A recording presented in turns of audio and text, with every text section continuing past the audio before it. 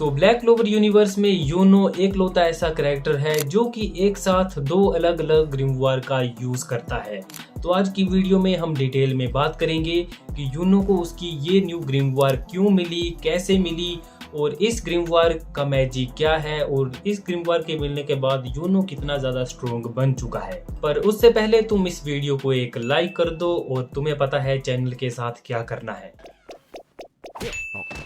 तो आज की वीडियो में हम चैप्टर 306, 307 और 308 के बारे में बात करेंगे क्योंकि इन्हीं चैप्टर में यूनो को उसकी ग्रिमवार मिली और हमें आंसर भी मिले कि यूनो को उसकी ग्रिमवार कैसे मिली। तो स्पेड किंगडम रेड आर्क के दौरान यूनो और ज़ेनोन था, उनका हमें रीमैच देखने के लिए मिला और इसी फाइट के दौरान यूनो अपनी स्पिरिट ऑफ इरोस का यूज करता है जिससे कि वो ऑलमोस्ट ज़ेनोन को मार देता है।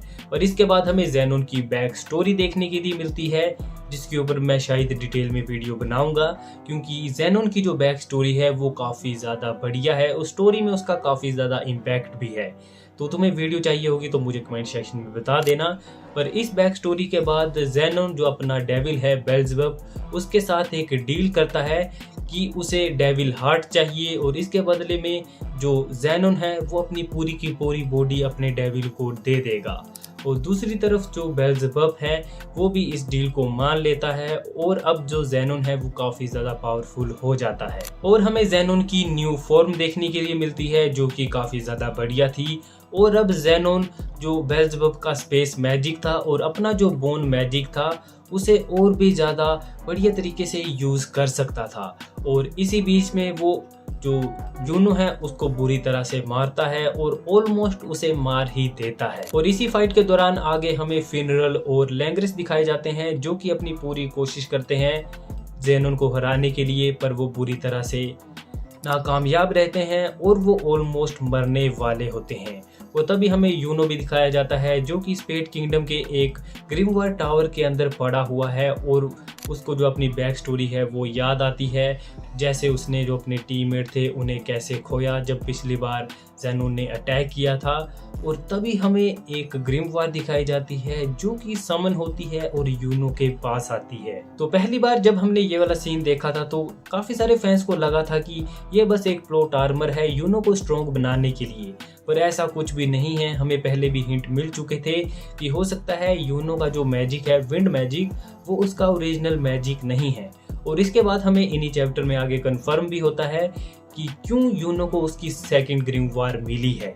तो फर्स्ट ऑफ ऑल यूनो का जो विंड मैजिक है वो उसका ओरिजिनल मैजिक है ही नहीं, क्योंकि यूनो का जो विंड मैजिक है वो बिलोंग करता है लिख्त और जो तैतिया थे उसके चिल्ड्रन को।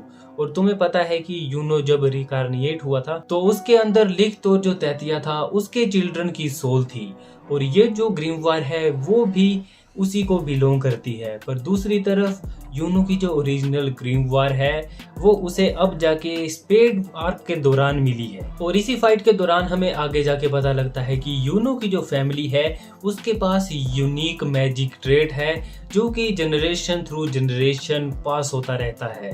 जैसे कि यूनो का जो फादर है उसके पास था सन मैजिक और यूनो की जो मोम थी उसके पास था मून मैजिक और अब यूनो को मिला है स्टार मैजिक। तो पर्सनली ये वाली बात मुझे काफ़ी ज़्यादा अजीब लगी क्योंकि मैं स्पेस से रिलेटेड काफ़ी सारी वीडियो देखता रहता हूँ।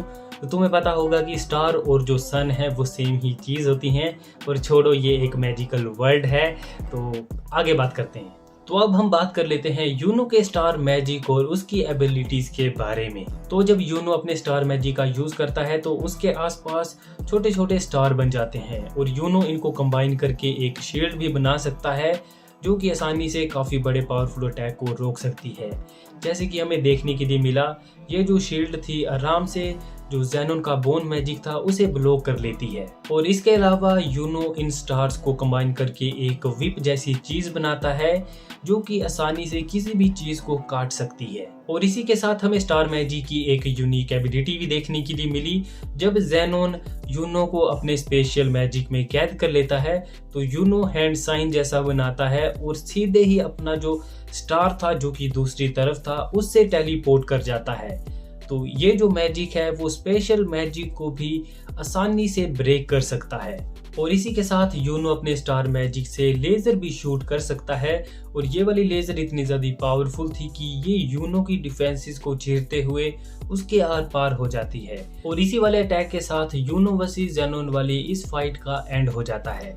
पर मांगा में आगे जाके अब यूनो अपने विंड मैजिक और जो स्टार मैजिक है दोनों को ही काफ़ी अच्छे से कंबाइन करके यूज़ करता है। और अब यूनो एक ऐसे स्पेल का यूज करता है जो कि ब्लैक क्लोवर यूनिवर्स का one of strongest magic spell है और इस स्पेल का नाम है नेवर नेवर लैंड। और यूनो इस स्पेल को क्रिएट करता है अपने विंड मैजिक, अपने स्पिरिट मैजिक और अपने स्टार मैजिक तीनों को कंबाइन करने के बाद। और इसकी जो रेंज है वो इतनी ज़्यादा बड़ी है कि ये पूरे के पूरे क्लोवर किंगडम को कवर कर सकती है। सो इस वाले स्पेल से होता ये है कि ये स्पेल पूरे के पूरे एरिया को कवर कर लेता है। इसके चारों तरफ यूनो के जो स्टार हैं और उसकी जो विंड है वो घूम रही होती है और बेसिकली यूनो के पास इस पूरे एरिया की जो माना है उसका कंट्रोल आ जाता है। तो नेवर नेवर लैंड स्पेल के अंदर यूनो के जितने भी एलाइज हैं उनकी पावर बूस्ट हो जाती है और उसके जो एनिमीज हैं उनकी जो पावर है वो वीकन हो जाती है। और इसके अलावा जो लूसियस है वो अपने टाइम मैजिक का यूज़ भी नहीं कर सकता इस स्पेल के अंदर। और लास्ट जो चैप्टर आए थे उनमें तुम्हें पता है कि यूनो ने लूसियस को हराने के बाद अपने स्पेल को डीएक्टिवेट कर दिया था और हो सकता है वो यूनो की सबसे बड़ी गलती है और यूनो की डेथ हो जाए। तो इस वाले टॉपिक के ऊपर मैंने डिटेल में वीडियो बनाई है, अभी वीडियो के एंड में आएगी, उसको जाके चेकआउट कर लेना।